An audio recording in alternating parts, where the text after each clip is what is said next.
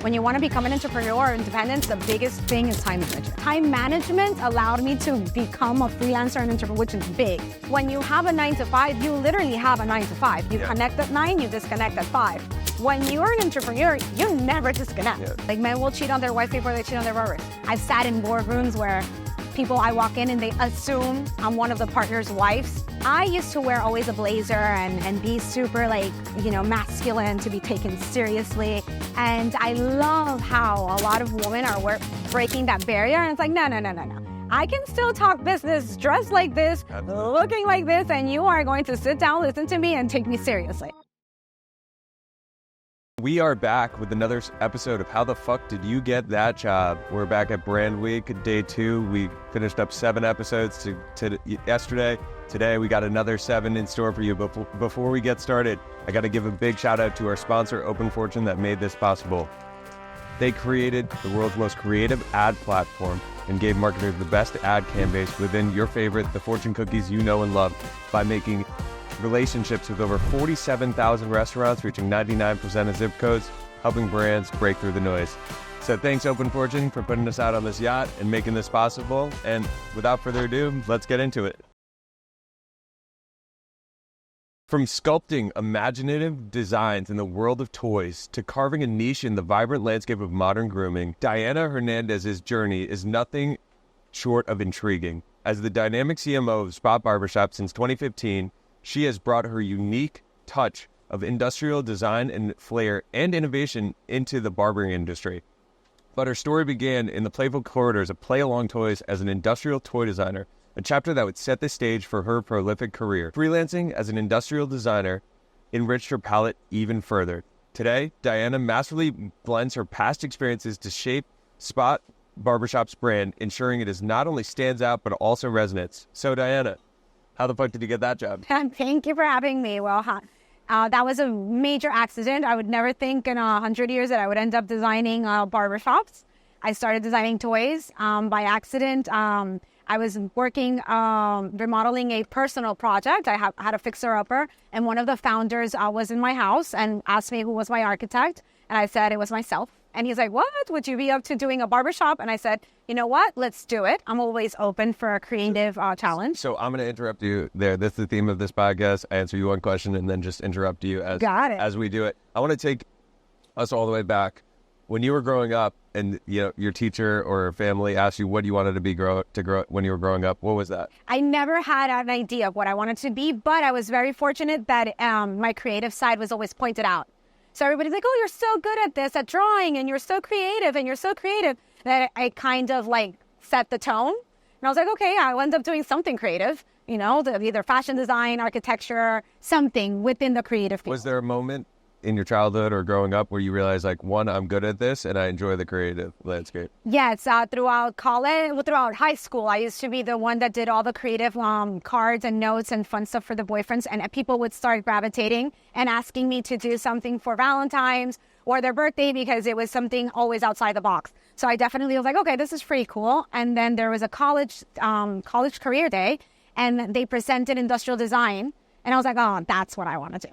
So breaking down, what is industrial design? So industrial design has many branches, and that's what really caught my attention. An industrial designer does product development, which could be designing yachts, cars, toys, home appliances, watches, any product development. Then you have branding and packaging, where it's all the creative logos, branding, boxing, all that fun stuff. You have layouts and environmental design. So it's not an architect it's more like space layouts and creative people who do the museums and all that fun stuff. And there's illustrations and people who do books. So it's very, very big that once you do industrial design, then you pick which kind of path or which segment you want to do. Awesome. And then talk to me about that college decision process. I like talking about this with our guests because it's one of the first real decisions you make as an adult is where you're going to school and what you're studying. So, what made you choose your alma mater? Definitely that career day, I was like, that's the career I want. I never wanted to do, first I wanted to do fashion design, but I'm like, oh, but then if that doesn't work, what else do you do? Then architecture, and I was like, I'm not that good with numbers and structured. So this was the perfect career. My dream was to go to school in New York. But then I ended up in Fort Lauderdale here and doing industrial design at the Art Institute of Fort Lauderdale, a bachelor's degree. But it was easy. I think that day I was like, this is what I want to do. That's amazing. And talk to me about getting your first job out of college, working with toys. Like, that's so cool. I've actually never met anybody who works with toys. How did you land that, and what did you learn from that experience? So we had an internship opportunity at college with Play Along Toys to design a package and brand for water toys at that time. We're talking about more than 10 years ago. And like water guns, like it was called Water Guys, Water Toys. It was a baby that you filled with water in the bathtub, and they were looking to rebrand it. And we had a class called toy design, and I kind of won the best design. So they approached me for an internship opportunity. I took my internship, and while I was doing my internship, even before I graduated, they're like, "Would you like to stay along?"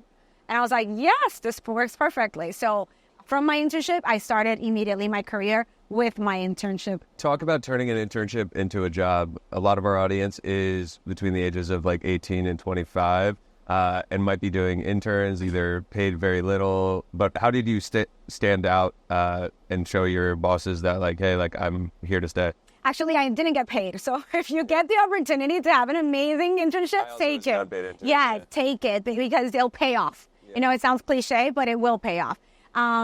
I loved what I did, and I think I'm a very competitive, passionate person, so I always like to stand out. So I took the project very seriously, and I really wanted the opportunity to, you know, put my name out there. And the internship allowed me to get the door in. I really didn't have to like do a resume, portfolio, or interview because they saw my work, and that was the best way. I think it's the best way to get into a job is find a company you like. Find something that you want to do and knock the door until you get in, unpaid, paid, cleaning the bathrooms, whatever it is that you got to do. Absolutely. I mean, that's awesome that you turn that into a job. With toy design, I'm curious because we speak to a lot of marketers and about like knowing their consumer, right? At the time, did you have kids or no? So how did you get into the mindset of like, okay, like I'm a 5-year-old again? Yeah, so it's fun. The toy industry is a fun industry. You do group studies, you do bring kids, and you do bring kids in to play with the toys. You see how they react. You study the market. You understand the trends, what's hot, what are kids gravitating for or not. At the time, we actually did concentrate on nostalgic toys. So I'm an 80s baby, and I got to design Smurfs, which I played with. So that's like awesome. Amazing because I related, Care Bears. So all the toys that I played with, I got to touch. That's awesome. So you already had familiarity with the product, which is huge. What like are you most proud of coming out of like the toy industry, and like what's a project that you just feel awesome about that you flexed your muscles on? At the time we were readjusting a concept that existed on Doodle Bear, and we approached our boss and we wanted to get a new fresh touch and recreate it, have a blue sky idea. So I'm very proud of having a product hit Toys R Us, Walmart that was 100% created by me. That is just that feeling when you're walking down the aisle and you're like, oh my God, I did that. And you see it at a major store like a Target or Walmart or Toys R Us. I got to see my toys in Toys R Us, back then, Toys R Us, New York, Times Square. I think that was an epic moment. That is so cool. That is so cool. I remember going to like FIO Schwartz and like that was like, and the big movie and all of that. Like that is amazing. So we talk a lot about like pivotal moments in your career. Like when did you realize for you that, you know, you had seen enough in the toy industry and you wanted to go on and like have your own entrepreneurial ventures? So I am an entrepreneur by accident. When I became a mother, I started the challenge was my career and motherhood. I definitely knew that I could not be a stay-at-home mom, but I felt guilty being in the office 8 to 10 hours. So I really had to find like the perfect mix between being a mother and being true to what really makes me happy, which is my career, my passion. So I said, you know what, I want to start freelancing. So I started freelancing. Which is kind of entrepreneurial. It is entrepreneurial, right? Like you are running your own business. Exactly. It's just you, right? What lessons did you take from motherhood into, you know, the workplace and what you do every day and the way you carry yourself? I think that more than a lesson, it's kind of like your inspiration and your reason to go out there and hustle. You have someone who depends on you and you want to manage your time. So time management allowed me to become a freelancer and entrepreneur, which is big. When you want to become an entrepreneur or independent, the biggest thing is time management. How'd you learn the time management game? Because I think that's a question everybody's asking themselves, like work-life balance, but like, does it exist? It doesn't right? exist. Yeah, I agree. No, it's like the biggest BS that they have told you. Yeah. You will feel guilty. You will miss out on things. You're going to have to compromise. You can't be in 20 places at the same time. Yeah. But you start to prioritize and work. Like, I think that people really glamorize being an entrepreneur, and it's not as glamorous as it sounds. When you have a 9-to-5, you literally have a 9-to-5. You connect at 9, you disconnect at 5. When you're an entrepreneur, you never disconnect. Yeah. It's 24/7 because now you make choices as, okay, so if I go to the play, then I have to come to the office or my house or my desk and catch up for those 3 hours I was at school and vice versa. So time management is like trying to squeeze in the priorities and just getting everything done in the 24 hours we have a day. Absolutely. I know I've ran my own business in the past, and is a question I like asking people who have started, whether it's freelancing or whatever. Getting that first client is hard, right? How do you score it, and who was it? So I did an inverse. I went to my corporate job and to my former boss, and I said, I love what I do. I'm not ready to quit, but could I do this under different conditions? And he goes, okay, what do you want? I'm like, I want to be independent. I want to be a 1099. I want to come to the office only once a week, and I'll work by projects and hourly, and I'll invoice you. Work from home wasn't a thing. And no, we're talking about 13 years ago. Yeah. Working from home was not a thing. And then I did that, and he said yes. And I started doing that with other friends that had left to other toy companies. And I'm like, hey, I'm freelancing. If you guys need help, reach out. And that's how I started getting my gigs. Very cool. And then when did you realize, like, okay, I'm going to double down on the entrepreneur thing and start my own business? When I did become independent, I had to create my first LLC because I was like, okay, now I'm on 1099. Yeah, and that thing, it's way harder than it should be just clicking a button. But it's like not. Doing your taxes. No, it's horrible. Yeah. I didn't know what I was doing or what was an LLC. And how did you figure that out then? Through my accountant. Okay, there you go. So I'm like, I want to become independent. I'm not a W-2. How do I do this? And he's like, oh, we have to establish a corporation. And then you need a name. And I'm like, oh, crap. So that's where I came up with DNAC. DNAC for design, D for Diana, NAC for design. And I opened my corporation in 2012. Nice. And that was how I ventured out. Amazing. And was it just you, or did you have a couple employees working under you? No, just me. Okay. Just me. It was just me. Wow. What are some projects that you're super proud of on the entrepreneurial side with your ventures? Well, the Spot, which is my... So that's how you met them? That's how I ended up at the Spot. So what about the Spot? I remember I had not known about it prior to, because I live in New York, and I remember seeing it, and it is beautiful, right? Like what about that opportunity to work with them like really stood out?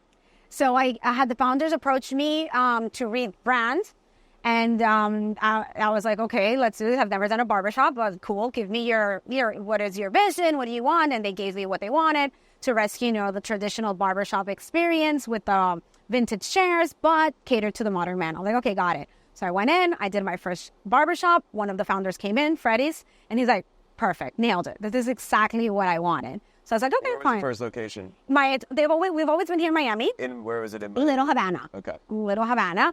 And Flagler in 900 was my first barbershop that I designed. And then what are they doing that is extremely different? Because I know this, but because the barbershop industry it's extremely antiquated, right? Like I see I think of it, the old store with the old guy, $15 cuts, now $20 with the, barbershop little thing, coming out. Like what were they doing that was, defining the modern man, you were saying? So our niche market is we rescue that nostalgic experience of the barbershop, the old chairs and all that, but we cater to the modern man, and it's a place where guys feel comfortable, but we're true to the craft. So what happens is in the male grooming industry, you have two kind of settings. You have the urban barbershop, which is a little bit more like, I don't want to say sketchy, but it's like no frills. Exactly. And then you have the salon. And we are right in the middle. We are the true barbershop because we don't have hairstylists. We have barbers. So we're true to the craft, but we elevated the experience to what a man would be used to at a salon, where it's a little bit cleaner, more attention to detail, the design, the ambience, it's a higher end. So we mix those two. You have a high-end ambience with the true urban, barbering experience. Absolutely. And talk about, like, how do you define that customer as the modern man? Like, who is that? So, well, we've been lucky that men have been gravitating more and more and more to take care of, like, their beard, their hair. And everybody's, like, now into grooming. But so it's a huge industry. The male grooming industry is huge. Like, I have clients that get twice a week haircuts. Yeah. And I'm like, what? Like, it's like, that's wild. Yeah, but it's a thing. But it's a thing. And I have guys that will not touch their beard on their own, that will only let their barber touch their beard. So it's a crazy industry. I want to talk about too, right? The just relationship between the barber and the client, right? And some people have their best friends being their barber, right? I had the same barber for 18 years. With, like, how do you inject your brand into that relationship with the consumer? So like you just said, the barbering experience is loyal and true to the barber. So you have either been going to your barber for the last 20, 15 years, or your dad went to that barber, or somehow you landed in that chair and there's nothing else that's going to get you away from that chair, and you'll follow that barber wherever he goes. Like, I have, like, clients that will follow their barbers no matter 45 minutes, 30 minutes, it doesn't matter. So our biggest challenge has been to create a brand behind the craft that people trust enough that we hire real good barbers that they can go to any of our 25 locations. And what do you look for in that? So our founder is a barber. So he touches absolutely every barber we hire goes through our founder. Awesome. And he's a barber. He's a master barber. He's been doing this for over 20 years. So he doesn't hire just anyone. That's awesome. So that's how we're able to kind of create that trust behind the name. Yep. And when you step in and you said they had you do the industrial design behind it, but also the brand, what pain points were they feeling and how did you overcome that? We weren't a brand when I came along. We were a barbershop. We had an amazing founder who is a barber and one of the other founder partner that is a hustler. And then I come into the mix and I'm like, okay, we need to make this a brand. So, like, we need to give this an identity. Not by accident, because it's all I know how to do. Yeah. By then, I was a brand. I did branding. I did packaging. My mind only thought, okay, how do you position a product, get everybody to recognize your logo? And that's what I did organically with the Spot, created an identity. Absolutely. That started catching up, and then we started having a brand. And what plays did you make to, it's the brand quote, right? It's what they say it is. It isn't what you say it is. What were some tools that you used to have your consumers actually, like, buy in? Consistency. So before that, we had no consistency. No, like, that we weren't true to, like, our logo, to our look. So we established a look and feel and were consistent for people to start recognizing us as we started popping up. So by then, people knew who we were with our slogan. We have our slogan that's God is good. So some people think the barbershop is called God is good. It's not called God is good. It's the Spot. Our slogan is God is good. So we started having these key marketing tricks or strategies that create that brand awareness, that consistency, and we started establishing that throughout our locations. So loyalty must be huge, right? You talked about it a little bit with the barber. The hardest part, at least I'm not too familiar, I've never worked in the industry, but from the outside looking in, it's like, if you could just get them in the chair, they will stay, right? Yes and no. No? Okay. Well, so my job is to get them in the chair. Then I tell my barbers, your job is to make them fall in love. Marketing and sales. Exactly. Yeah. Your job is to have them fall in love with you and stay and retain that client. And it's not just a product sale. So it's a relationship. It's like, first you have to like your haircut. You have to be able to translate to your barber. He has to have kind of a chemistry or a relationship where he gets what you want. Are you on a franchise model or no? Not at the moment. Okay. So with, like, you have that first store and how do you know it was a success, and then how do you know that it was the right point to scale this thing up? Because I think a lot of founders and C-level execs are like, when's the right time to really, like, go hard with this? So it's been organic. Our growth has been organic. We just worked hard and did things right, and then started having the right people gravitate to us. So when we started making enough noise in Miami that people were kind of like, what are these guys up to? Then there's 1, there's 2, 3, 4 stop. Investors started coming our way, and they wanted to, bet on us. And they wanted to bet on the brand, on the product. It's a proven concept. So they started jumping in. And then I think that's when we were like, oh shit, we're doing something right. Like, they're like, why are these people coming to us to invest in us? And that's when we started the growth plan. Absolutely. And how does influencer marketing play a role for you? It's a tough for us, again, because my sale is not a product sale. It's an experience. And I can tell you, I can have the best influencer come and say, oh, I get my haircut at the Spot, which is great. It's exposure, brand exposure. But that doesn't mean I'm going to get that client in, because that client may already have his barber that he's been going to 20 years. I have close friends, guy friends, that I'm like, hey, come on, I'll give you a free haircut. They're like, no, I've been going to my barber for 20 years. I'm not going to like cheat on them or go. So it's good branding. It's crazy that cheat is yes, it is. It is. But it's very valid. Yeah, it is. Like, men will cheat on their wife before they cheat on their barbers. I'm not even joking. That's a bar. That's hilarious. So it's a tough sale. It's a tough sale because, like you said, like most men, I would want to say 80% of them have a relationship with their barber for more than 2-3 years. And then what do you do to retain the barbers? Because they're like, what's the culture around the barbers internally? Because if one leaves, right, they take their clients. So that's been the challenge of establishing a brand, and the convenience that we have 20 locations and many other things that as a client you start appreciating. And then I make it a little bit harder for that chase. I'm just making that chase a little bit harder, but it still happens. Our barbers make amazing income. Like we're very fortunate with our walk-ins and the amount of marketing and the amount of effort that we put into filling our chairs. I have barbers that make more than 6 figures.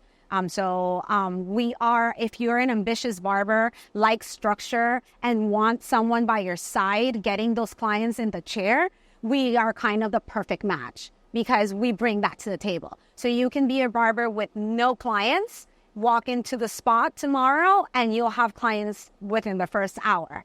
And so that's what we bring to the table from a company level. So it's just a challenge. Everything has a catch. What is it? That we have rules, we're structured, we're more corporate, and in the barbering industry, that's not as common. Absolutely.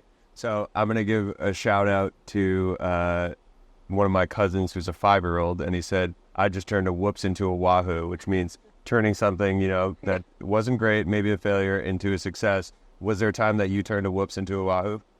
That's an interesting one. I think we do that like every day. I'm just kidding. I'm sure you do. But a major whoops into a wahoo. Take a minute and think about it. Yeah, I'm trying to think. I think we do that with with a disgruntled client. When someone gets, let's say, an effed up haircut per se, that's a major whoops. You can curse. And then we have to fix it. I think our founder takes a lot of pride on, he still calls clients and fixes every situation. If you have a bad experience in our shop, you're not getting a call from customer service or from you're getting a call from the founder, owner, that's been doing this for over 20 years. I think that's our biggest, And they feel touched by that. Yes, because he takes a lot of pride. I'm like, can you please stop calling our clients? And he's like, no, he will chase that client, and he will go after, and he'll find out what happened. How can I fix it and make it right? Absolutely. And talk about your founder a little bit too, right? What about his vision made you want to join? We talked to a lot of marketers yesterday, and the founder's vision was something that they had to buy into. It's the biggest. So we tell Freddie's, this is his world, we just live in it. Freddie's is a very, very passionate person. He's a barber. He believes and dreams big, and it becomes contagious. You kind of I think that we live in a world where everybody wants to be part of something big, because it's what we're exposed to, and we have all these success stories, and people buy into that, but he truly just lives it. He believes in his concept. He lives his brand every day. He's a barber. He wakes up every day and dreams big. You ask him, Freddie, how many shops are we going to? He's like, 200, and we'll be in London, and we'll be here, and we'll be there. And you kind of slowly start believing and working towards that goal. Mm-hmm. You spoke about investors as well. And I mean, this is a side that people don't see. How do you go about managing the board and getting sign off while also being creative? It's a challenge. We've been lucky that our investors have bought in and trust what's already been established, and they see it works. So for us, it was kind of inverse. We were very, very creative, and then when we started bringing people on board, it was getting structure and getting guidance and having certain parameters that now you can't do with business, and then you have people who are looking at numbers and looking at the business from other ways. So And for the Spot, it's a fine balance between being creative and innovating and staying true to the brand, and then having that structure from investors and that guidance and that all that fun other stuff. Absolutely. What's one marketing play that you're super proud of that you made since you joined the Spot? I think our biggest marketing is events. So I have, the first time we sat together, there's a big CrossFit event that happens here in Miami every year. My founding partner, Juan Carlos, comes to me. He's like, let's go cut hair to the CrossFit game. I'm like, what? Who the hell's going to cut their hair during a CrossFit game, whatever? So he's like, let's do it. I'm like, okay. So I designed up my first pop-up barbershop. Very proud of that. We did our barbershop. We did it under the tent. It rained. It was a horrible experience. Our chairs weigh like 200 pounds each. We had to move them under our shade because it was raining. Next thing you know, we had lines of athletes waiting to cut their hair. That's so cool that you're in it, because usually you don't think the CMO is. Oh, no, 100%. Like, no, like from setting up, from making sure everything is good. And then I'm like, oh my God, this shit actually worked. Yeah. And they're making lines. That's whoops into a water. Yeah, there you go. Yeah. So it was like, wow. And then that grew into, you know what? We have to get in front of more people instead of them waiting for them to come to the shop. Yeah. And we built our first mobile barbershop. Love it. And we got big. It's with a community. We've done fashion shows. We've done charities. We've done CrossFit events. We've done everything where you would least expect to see a barbershop. We're there. That's amazing that events have just doubled. Yeah, I think that's been our biggest marketing strategy. It's events. Very cool. Very cool. And do you offer the haircuts for free? Yes.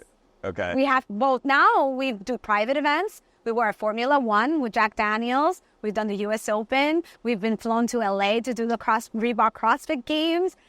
We've done a lot of events. Have opened so many doors for us. That's so amazing. You talked about like different cities there, right? A lot of companies have potentially the scale at all costs. Where are you and the founder at it, like expanding past Miami and Florida in general? So for the next 2 years, we will be concentrating in Florida, all the way from Gainesville coming down. So we do have Orlando, Tampa, Naples, Broward, Palm Beach. That is going to be the major expansion plan for the next 2 years. After we set and create that strong footmark for a Florida brand, I think we're going to be ready to hit nationwide. Absolutely. That's. I'm excited for you guys to come to New York. And we're very excited to go to New York. Because I'm sure there's something there for you. Talk to me about just being a woman in a leadership role, and some of the adversity you might have faced, and what advice you would give to, your 21-year-old self, or somebody, who wants to get into that CMO role as a young woman. I think that the time for women leadership it's an amazing time. I could not only imagine what people went through 20 years or 10 years ago. I've been very fortunate that the doors opened. I do have my challenges like anything, yet I've sat in boardrooms where I walk in and they assume I'm one of the partner's wives. I think that's been the biggest rub for me, is that I sit in a table and people immediately gravitate that I'm there to accompany someone, or I'm there as a plus one. And then it's like, no, I'm here to, like, I am actually one of the owners.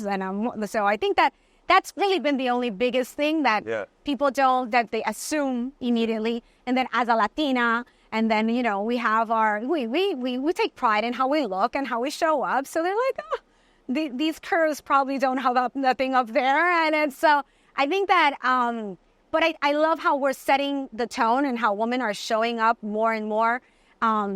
I used to wear always a blazer and be super masculine, to be taken seriously. And I love how a lot of women are breaking that barrier. And it's like, no. I can still talk business, dressed like this, Absolutely. Looking like this, and you are going to sit down, listen to me, and take me seriously. Absolutely. So I would tell every woman right now, own it. Just own it, and I think we're gravitating from that strong masculine, take me serious, to no, I can be a feminine, soft, secure woman, sexy, smart. And I think that just own it. If you can do that, just own it. Bars. Yeah, that's a great little clip. Have you had any mentors that have really helped you out and just given you advice? I have a business coach, and I have a personal coach, and I have a health coach. a little bit of everything. I do think that you need, it's a personal journey. So I do look up to a lot of people that I follow. But when I have a mentor, I think it's a very personal one-to-one. So anyone that you have, even from friends or family, people kind of hear the word mentor and they think they have to go get this. How do you seek out? Exactly. And you think like, oh my God, I have to go get this professional. No, like your mentors are people that you find day to day. Like it can be from your parents to your siblings to a good friend, someone who has done this before or hasn't done it before, people on social media. So I think that we just make the word bigger than it really is. But I think everybody has a mentor. My mentors are my personal coach that I have. And I take a lot of pride of my friends that are in the industry too. I have a good friend that has also ventured into entrepreneurship. So I think we both kind of bounce back ideas and help each other. We talked a lot about like work. Tell me something that you're super proud of outside of anything career related. Being Victoria's mom. I guess that's the proudest thing, being a mom. Biggest challenge personally, because I was always very career driven, and then motherhood just has a way of knocking you and changing a perspective and everything you've ever planned for. So I'm very proud of that side of me, the mother side. I think that I take a lot of pride on that. So shout out Victoria. Thank you. How the fuck did you get that job? Is brought to you by OpenFortune, and so is this lightning round. OpenFortune owns the media rights of the fortune cookie and flipped the cookie on its head to put it ads in these cookies in 99% of zip codes and 47,000 restaurants. So without further ado, let's crack one open and see if it relates to this topic. Let's do it.